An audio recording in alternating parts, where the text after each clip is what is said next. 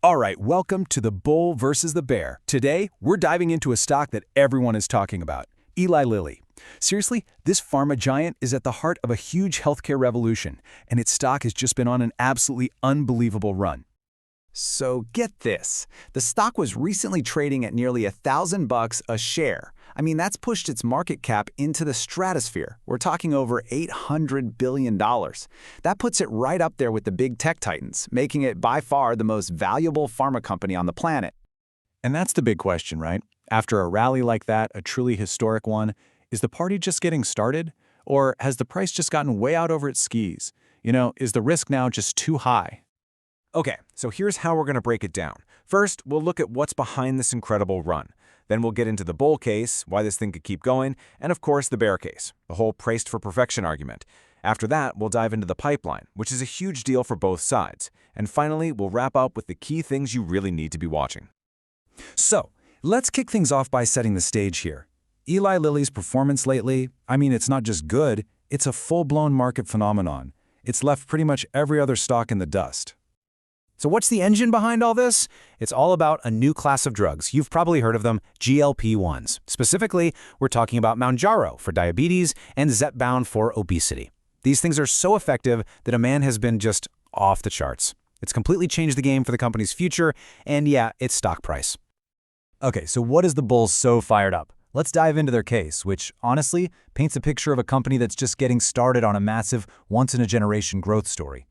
So the bull case really boils down to four big things. First, you've got Lilly's absolute dominance in the super hot GLP-1 market. Second, the market itself is just massive, like unimaginably big. Third, the company's financials are rock solid and they're plowing money back into the business. And finally, they've got this pipeline of new drugs that could keep them on top for years. Let's just take a second on that market size, because this number is just staggering. Analysts are saying the market for these drugs, for things like diabetes and obesity, could hit $180 billion by 2034.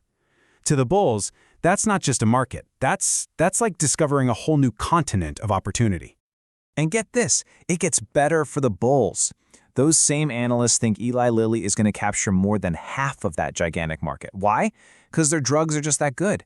Capturing half of a market that big, that's literally the stuff investor dreams are made of.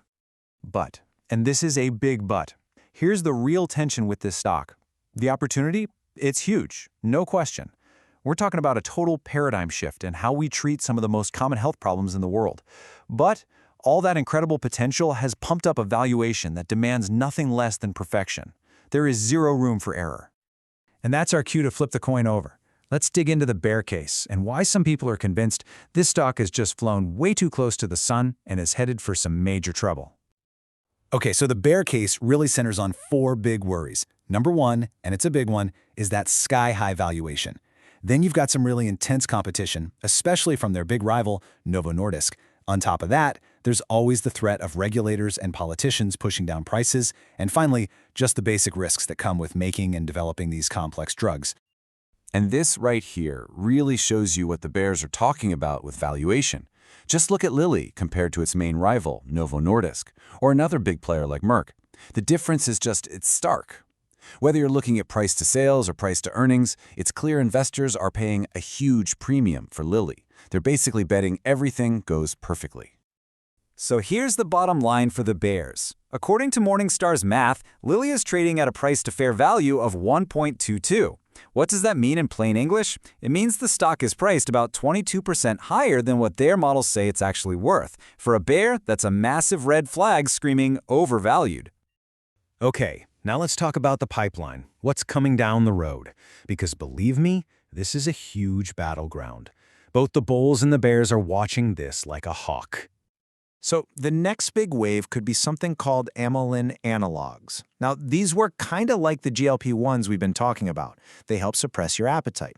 But the big deal here is that researchers think they might be way easier for people to tolerate. And that, right there, could be the next frontier in treating obesity.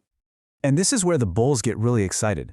Lilly just announced that their experimental drug in this class, it's called eloralantide, helped people lose an average of over 20% of their body weight in a trial. Wow, that's a blockbuster result. It makes it look like Lilly's innovation engine is just firing on all cylinders. But, of course, the bears have a counterpoint. They see this strong pipeline as a double-edged sword. Think about it. If you make a new, better drug, doesn't that just steal sales from your current blockbusters, like Mounjaro and Zepbound? And with expectations this high, any little setback, a trial that doesn't go perfectly, could absolutely crush the stock. So you've got these really powerful arguments on both sides. So what's it all going to come down to? What are the key things that'll decide whether the bulls or the bears are right? What should we be watching? Well, it really seems to hinge on 4 key battlegrounds. First, that head-to-head fight with Novo Nordisk. Can Lilly keep its lead? Second, those next-gen drug trials. Are they going to deliver or will they fizzle? Third, what happens with politicians and regulators? Are we going to see major pricing pressure? And finally, a really practical one. Can they just make enough of this stuff to keep up with the crazy demand? And that leaves us right here with the ultimate question. Is Eli Lilly a true, once-in-a-generation growth story that's just getting started? Or is this a classic, giant bubble, pumped up on hype, just waiting for something to pop it? You know, there are such good arguments on both sides, which is what makes this so fascinating to watch. So, I gotta ask you, what's your verdict? After hearing all this, are you a bull or are you a bear? Drop a comment below and let us know why.